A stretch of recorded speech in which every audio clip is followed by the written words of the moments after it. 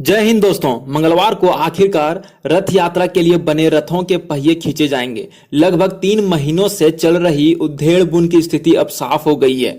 2500 साल से ज्यादा पुराने रथ यात्रा के इतिहास में पहली बार ऐसा मौका होगा जब भगवान जगन्नाथ की रथ यात्रा निकलेगी, लेकिन भक्त घरों में कैद रहेंगे। कोरोना महामारी के चलते पूरी शहर को टोटल लॉकडाउन करके रथ यात्रा को मंदिर के 1172 सेवक गुंडीचा मंदिर तक ले जाएंगे।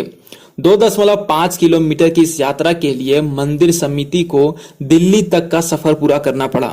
सुप्रीम कोर्ट की रोक के बाद मंदिर समिति के साथ कई संस्थाओं ने सरकार से मांग की कि रथ यात्रा के लिए फिर प्रयास करें। सुप्रीम कोर्ट में 6 याचिकाएं लगाई गई। अंततः फैसला मंदिर समिति के पक्ष में आया और पूरी शहर में उत्साह की लहर दौड़ गई। फैसला आते ही सेवकों ने रथशाला में खड़े रथों को खींचकर मंदिर के सामने ला खड़ा किया।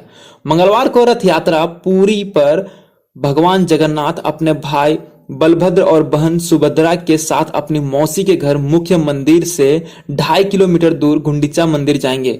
यहाँ 7 दिन रुकने के बाद 8वें दिन फिर मुख्य मंदिर पहुंचेंगे। कुल 9 दिन का उत्सव पूरी शहर में होता है। मंदिर समिति पहले ही तय कर चुकी थी कि पूरे उत्सव के दौरान आम लोगों को इन दोनों ही मंदिरों से दूर रखा जाएगा। पुरी में लॉकडाउन हटने के बाद भी धारा 144 लागू रहेगी। दुनिया की सबसे बड़ी रसोई की रिप्लिका गुंडीचा मंदिर में भगवान जगन्नाथ के लिए जगन्नाथ मंदिर में 752 चूल्हों पर खाना बनता है। इस दुनिया की सबसे बड़ी रसोई का दर्जा हासिल है। रथ यात्रा के 9 दिन यहाँ के चूल्हे ठंडे हो जाते हैं। गुंडीचा मंदिर में भी 752 चूल्हों की ही रसोई है, जो जगन्नाथ की रसोई की ही रिप्लिका मानी जाती है। इस उत्सव के दौरान भगवान के लिए भोग यहीं बनेगा। दोस्तों, 16 पहियों वाला 13 मीटर ऊंचा जगन्नाथ का रथ, इसके 3 नाम हैं। भगवान जगन्नाथ का रथ, इसके 3 नाम हैं, जैसे गरुड़ ध्वज, कपी ध्वज, नंदी घोष आदि। 16 पहियों वाला ये रथ 13 मीटर ऊंचा होता है। रथ के घोड़ों का नाम शंख, बलाहक, श्वेत एवं हरिदासव है। ये सफेद रंग के होते हैं। सारथी का नाम दारुक है। रथ पर हनुमान जी और नरसिंह भगवान का प्रतीक होता है। रथ पर रक्षा का प्रतीक सुदर्शन स्तंभ भी होता है। इस रथ के रक्षक गरुड़ हैं। रथ की ध्वजा त्रिलोक्य वाहिनी कहलाती है। रथ की रस्सी को शंखचूड़ कहते हैं। इसे सजाने में लगभग 1100 मीटर कपड़ा लगता है। बलभद्र का रथ, इनके रथ का नाम ताल ध्वज है। रथ पर महादेवी जी का प्रतीक होता है। इसके रक्षक वासुदेव और सारथी मातली है। रथ के ध्वज को उन्नानी कहते हैं। तीव्र घोड़ा, दिग्रस शर्मा व स्वर्ण नावा इसके अश्व हैं। ये 13.2 मीटर ऊंचा और 14 पहियों का होता है। लाल हरे रंग के कपड़े व लकड़ी के 763 टुकड़ों से बना होता है। रथ के घोड़े नीले रंग के होते हैं। सुभद्रा का रथ, इनके रथ का नाम देवदलन है। रथ पर देवी दुर्गा का प्रतीक मढ़ा जाता है। इसकी रक्षक जय दुर्गा व सारथी अर्जुन है। रथ का ध्वज नंद भी कहलाता है। रोचिक, मोचिक, जीत व उपराजिक इसके अश्व होते हैं। इसे खींचने वाली रस्सी को स्वर्ण चूड़ा कहते हैं। ये 12.9 मीटर ऊंचा और 12 पहियों वाला रथ लाल कपड़े के साथ लकड़ी के 593 टुकड़ों से बनता है। रथ के घोड़े काफी कलर के होते हैं। जी हाँ, कॉफी कलर के होते हैं। पुरी के कई नाम हैं, जैसे पुरी एक ऐसा स्थान है जिसे हजारों वर्षों से कई नामों से जाना जाता है, जैसे कि नीलगिरी, नीलद्री, नीलांचल, पुरुषोत्तम, शंखश्रेष्ठ, श्रीश्रेष्ठ, जगन्नाथ धाम, जगन्नाथपुरी से जाना जाता है। गुंडीचा मंदिर में ही बनी थी जगन्नाथ की पहली प्रतिमा। दोस्तों, भगवान जगन्नाथ की रथ यात्रा प्रतिवर्ष आषाढ़ शुक्ल द्वितीय तिथि को निकाली जाती है। ये यात्रा गुंडीचा मंदिर तक जाकर पुनः आती है। ऐसी मान्यता है कि इसी गुंडीचा मंदिर में देवताओं की शिल्पी विश्वकर्मा ने भगवान जगन्नाथ, बलभद्र व सुभद्रा जी की प्रतिमाओं को निर्माण किया था। इसलिए गुंडीचा मंदिर को ब्रह्मलोक या जनकपुरी भी कहा जाता है। रथ यात्रा के दौरान भगवान जगन्नाथ कुछ समय इस मंदिर में बिताते हैं। इस समय गुंडीचा मंदिर में भव्य महोत्सव मनाया जाता है। इसे गुंडीचा महोत्सव कहते हैं।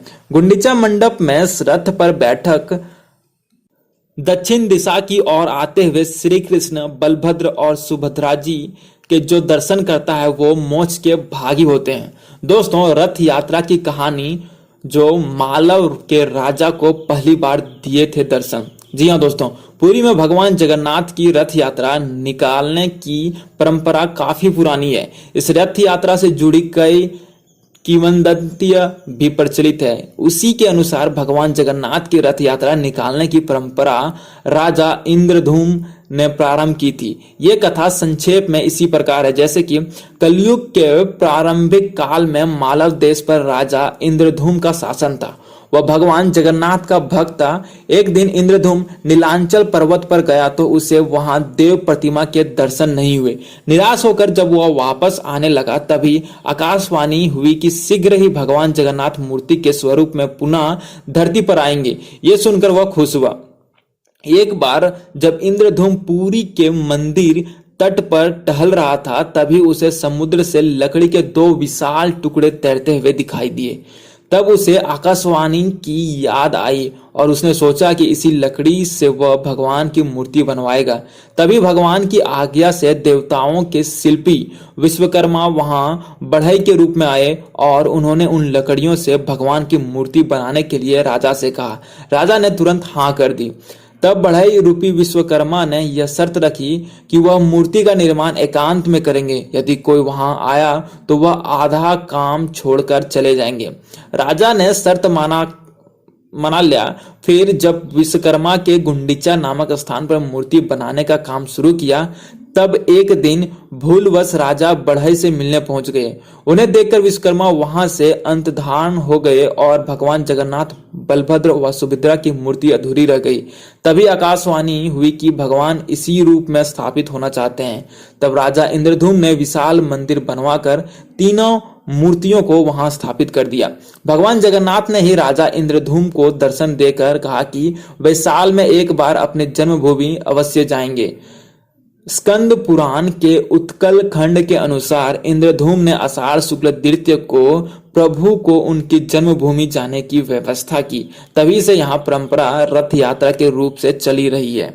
दोस्तों, ये थी रथ यात्रा के बारे में पूरी कहानी और क्या क्या होता है पूरी शहर में उसके बारे में सारा डिटेल। उम्मीद करते हैं दोस्तों कि ये वीडियो आपको अच्छी लगी हो।